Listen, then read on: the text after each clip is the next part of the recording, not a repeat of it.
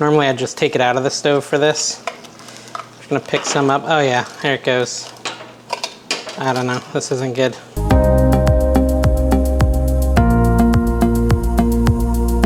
Hey everyone, I'm Dave, and today we're making the world's best Chex Party Mix. Is that what we call it? Chex Mix? Chex Party Mix? Whatever. So there's a recipe on the back of the Rice Krispie, not Rice Krispie. Guys, I'm Dave. I mess up all the time. I'm not a professional cook. Let's get that out of the way right at the beginning. But what I do is I look up the best recipes on Google, and whatever the first result that Google recommends to me is, I try to cook it and we see if it's really the best recipe in the world. So even though there is a recipe on the back for Chex Mix, of every Chex Mix box, we've all made that, we've all tried it, it's fine, it's nothing special. I am on the hunt for a better Chex Mix recipe. So let's go to Google, let's look it up and see what we find. All right, so it looks like our #1 result on Google is called Best Chex Mix Recipe from the website The Salty Marshmallow. It's got 5 5-star ratings, or no, actually 53 5-star ratings, and it takes 1 hour and 10 minutes to cook. So I'm surprised it takes so long, but we'll try it. Now I've gone off and I've made like some crazy Chex Mix in my day for sure, because this is one of my favorite snacks. It's also a great comfort food. Like it definitely reminds me of fall and the holiday season and stuff like that. And like I said, I've made some crazy Chex Mix recipes. One that had actual garlic cloves in it, things like that. So let's see if this really is the world's best. I've had some really amazing ones before, so it's gonna be tough to impress me with Chex Mix. Another thing I've done on the regular is I've just doubled all the sauces and spices on the back and use the same amount of cereal, and that makes an insane Chex Mix as well if you haven't tried that. So let's look through the ingredients list on the Salty Marshmallows recipe. You're gonna need corn Chex, wheat Chex, and rice Chex. Obviously, these are the 3 staples of Chex Mix. And you know, you buy a box like this, it'll make several rounds of Chex Mix basically. You can make Chex Mix multiple times with that much cereal. We got Cheerios, not the Honey Nut, just the plain Cheerios, Cheez-Its, peanuts, Worcestershire sauce, I don't know how to say that, garlic powder, 2 sticks of butter, and a partridge in a pretzel bag. So there you go, that's what we have. Now again, I've gone crazy. I've done all types of weird Chex Mix recipes. Historically, Cheez-Its is like a necessary thing for me in a Chex Mix recipe. It's not as good without Cheez-Its, so I'm glad to see that in there, because I think if you want the best Chex Mix, you want to impress me, you better have Cheez-Its in there. So that's a good sign. So to get started, we want to preheat the oven to 250 degrees. I've already done that, so we can skip that step, but if you're gonna cook along with me, you should go preheat your oven to 250 degrees. Okay, so it's interesting because it says, now this is not normally how I do it, but we're gonna follow the recipe. It says to dump all the cereals and the Cheez-Its, basically the dry ingredients, onto a cookie sheet and mix it up on the cookie sheet. So let me get a cookie sheet and we'll do that. And I think honestly, I'm just rinsing this off. I think honestly, normally I would use like a deep dish, like a brownie pan almost, something like that, because a lot of ingredients, and with this kind of cookie sheet, it's just gonna come over the end. We might switch it up to some sort of deeper dish, but let's kind of see how much we have going on here and we'll decide as we go. All right, so let's measure out the dry ingredients. It should be pretty simple. We need 3 cups of corn Chex. So that's this green box here. I assume it's a green box no matter where you are, but that's what it is for me. It's a green box. I will say this, so as I measure out my ingredients, 1 cup,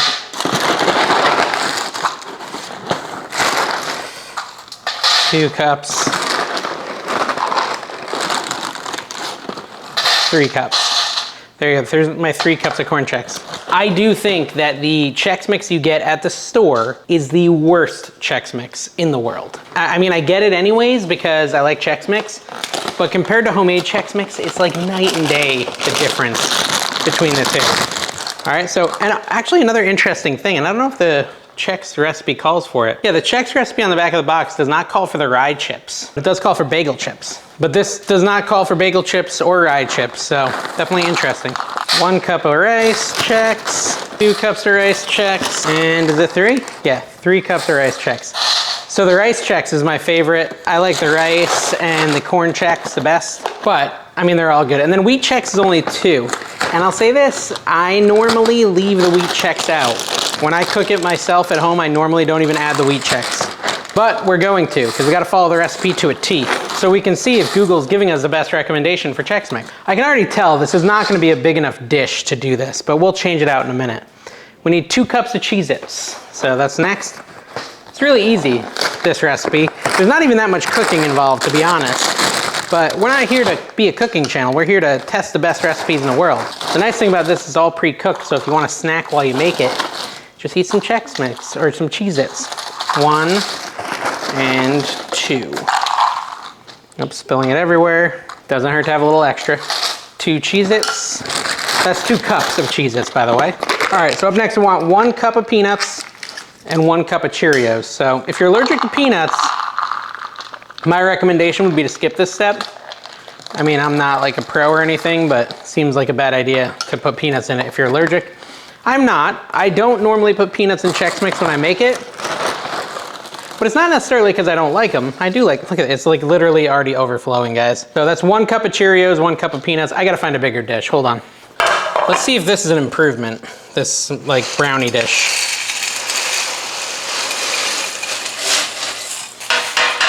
Sort of. I mean, it's still small. For the longest time I used this big giant casserole dish I had, but I don't know where that is. Let me see if I can find it. And one thing that's handy is that helped us stir it up, because the next step is to mix this all together with your hands. So we can do that a little bit. Still spilling out everywhere. So there you go, there's your mix. That's the mix part of Chex Mix. I mean, is it gonna be a problem if it's like super deep, the dish? Let me try this. That wasn't really any better than the other dish, huh? I don't know, what do you guys think? This one or this one? I think this one. It'd be nice if I had like a giant mega cookie sheet that I could fit it all in. Anyways, we got all the dry ingredients. Oh, we need the pretzels. Oh man, another whole ingredient. 1 cup of pretzels. Actually, 2 cups of pretzels, it says. Yikes. That's what I'm talking about. Who has a dish this big? Do you have a cookie sheet that can hold all this? 1 cup and 2 cups and snack. I guess we need to mix it up again because we now got the pretzels in there. It doesn't matter, we're gonna mix it with the other ingredients. Okay, so let's set this aside and we're gonna do the next step. I don't know, where do I put it? Up here, sure. So it says in a medium bowl, which I'd say this is a medium bowl, to melt 1.5 sticks of butter. So what we'll do is we'll take 1 stick and just put it in here. And this next one, we'll cut it in half and add that as well. There we go. I'm gonna throw this in the microwave for probably about 25 to 30 seconds to get that butter nice and melted so we can do our glaze or whatever you'd call it. Like I said, in the past, normally I would just like double this part because I like it super flavorful and have all types of seasonings on it, but I'm not gonna do that because we're gonna follow the recipe exactly as it's written. Okay, so the microwave just went off. We're gonna pull the butter out and see if it looks melted. Pretty melted. Let's, we want it all the way melted, but a lot of times stirring it up will melt it the rest of the way, so I don't wanna overcook it. Yeah, see that? Kind of melt it like that. Because the bowl retains some heat. So there we go. There you go, that's nice and melted butter. And so next up, actually, I forgot to mention, guys, you need seasoned salt. So if you're halfway done with the recipe, now you have to go to the store and get seasoned salt. I'm sorry. Maybe I'll add some comment in the beginning about it if you're trying to follow along. Let me get a tablespoon and a teaspoon. We're gonna need both of those. This is kind of weird, okay? So it calls for a tablespoon of seasoned salt, which no problem. Just get a tablespoon and put it into the butter. But then it calls for 3 teaspoons of garlic powder. Now, if you've been following along, there is 3 teaspoons in a tablespoon. So it basically just means a tablespoon of garlic powder. I'm not sure why they wouldn't say 3 teaspoons of seasoned salt and 3 teaspoons of garlic powder, or 1 tablespoon of this, 1 tablespoon of that, because that's really literally what it's calling for, but I don't know, I'm being nitpicky. So put that in there as well. So we got that in the butter and we're just gonna mix that around. And we need to add our Worcestershire sauce, as they say, and I think we need 1/3 cup. So this is a 1/3 cup. I'll put this in there. I actually found one already open, so I'll use the one that's already open instead, and we'll just dump it in here like so. This is 1/3 cup, so fill it all the way to the top, and then we dump it into the butter with the seasoned salt and the garlic powder. There we go. That's all the flavor right there. Let me just double check. Worcestershire sauce, seasoned salt, garlic powder, butter, stir it all up. Now let's see what the next step is. So it says in a medium bowl, combine all this stuff. It says drizzle the butter mixture evenly over the cereal mixture. Toss for 1 to 2 minutes to make sure everything is evenly coated. Okay, so let's bring the cereal back. And, you know, instead of putting milk on it, and it's not just cereal either, we're gonna do this. Let me get a spoon, maybe that'll help. And if you have a nice big dish, it certainly makes this easier, but I don't. So I'm just gonna do it this way and just kind of do the whole top layer. And then we'll move that layer around a little bit with this spoon. Try not to break the cereal if you can avoid it. And we are hopefully making the world's best Chex Mix. Like I said, normally I have like twice as much liquid because I just like every piece to be coated, but it's really not healthy because there's so much salt and stuff that it's not probably the best for you. We're just combining all that, pouring it on there. This is actually a pretty decent amount. I actually am curious. Maybe I'll look at the side of the box in a second and see how much it calls for in regards to butter and the Worcester, because I do think this recipe does increase it from the quantity the cereal box tells you, which means there's a good chance this will be better than the cereal box recipe, but maybe not as good as the one I usually cook. Like I said, the one I usually cook actually has diced minced garlic. Like you actually take a clove of garlic and mince it. But man, let me tell you about the dragon breath after you eat that. It's pretty wild. So again, I'm just coating this on there, and I know my camera's not in the best spot, probably. And it is spilling a little bit, but just cleaned my counter, so I'm just picking it back up and putting it back in there when that happens. There was like almost nothing better than coming home to the smell of Chex Mix when I was a kid. If I'd smell my mom was cooking Chex Mix, it was gonna be a good afternoon, that's for sure. I think it seriously like was always in fall too, which is why this is a good time to do this recipe on the World's Best Recipe channel. Get your merch now. No, there's no merch. I'm kidding. Actually, I do like how much moisture is getting on these. This is seeming to be pretty good so far versus what I've done in the past. I'm liking this. Now, I know you're gonna ask, Dave, what about, you know, the thick pan? Is everything gonna cook evenly? I've used a thick, deep pan like this before and never had issues. I do stir it. I'll check this recipe, but what I've done in the past is I've put it in the oven at 250, and then every 15 minutes I would go back and I would stir it again. That's what I've done in the past. So I'm assuming this recipe is gonna say something similar, even though I have not read to the bottom yet. That's my guess. All right, so we're kind of running out of the liquid here. These pieces are gonna be extra delish.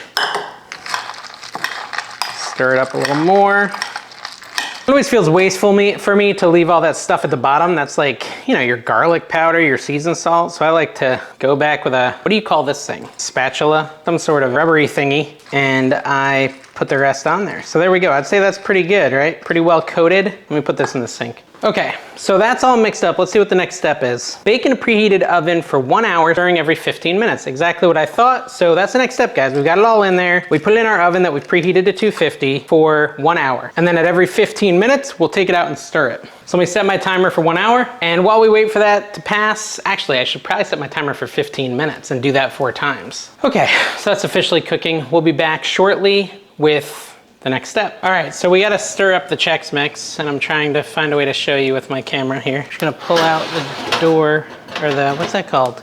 Not called a door, it's called a shelf. That, there we go. All right, and then we're gonna I'm gonna just take giant tongs, and I feel like I'm gonna spill them all over the stove. Normally I'd just take it out of the stove for this. Just gonna pick some up. Oh yeah, there it goes. I don't know, this isn't good. Maybe I'll pull it all the way out. All right, we'll just do it this way. Because if I'm gonna spill it, I want it to spill on the clean counter, not on the stove. Some people could like potentially just switch it from one pan to the other. But basically you wanna get the stuff off the bottom so it doesn't burn while spilling it all over the table. I'll just put it back on there. All right, I'm gonna start recording again. All right, so, and then put it back in for another 15 minutes. I'm making a mess. I'm not gonna record every time I do that. I have to do that 3 more times. We'll be back again once it's been the full hour, and then we'll try it out and see if it's the world's best Chex Mix. Okay, everyone, I'm back. It has been a full hour. So we're gonna take the Chex Mix out. We're gonna check it out. Like I said, I did pull it out 4 times, 3 times? 15, 30, 45. And then this is the 4th time to mix it up. And yeah, it's looking pretty good. Oh, and I wanted to talk about something I mentioned. I mentioned how I like to always do more than the recipe calls for on the back, like I double it.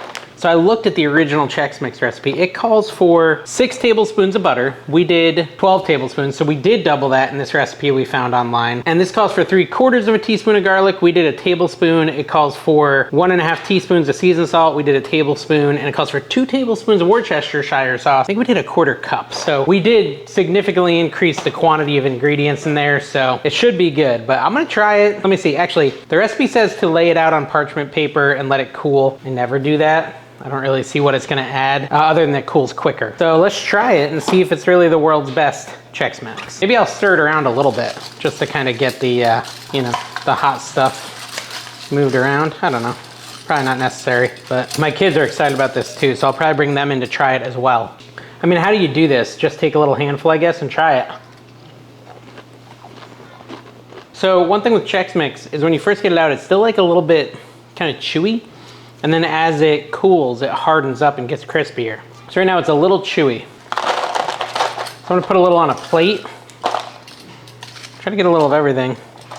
Didn't get very many nuts in there. The nuts kind of sink to the bottom. Oh, and where are the Cheerios? Can't even find the Cheerios. Anyways, here we go. Let me have some more. This is such a good snack. I'm gonna dump this out onto the cookie sheet since it does call for us to try to cool it. So this would probably cool it a little bit faster. Take this really buttery stuff at the bottom for my plate. I don't feel like I can judge it yet. That's why I'm like snacking it constantly because, like I said, when it first comes out, it's always so chewy.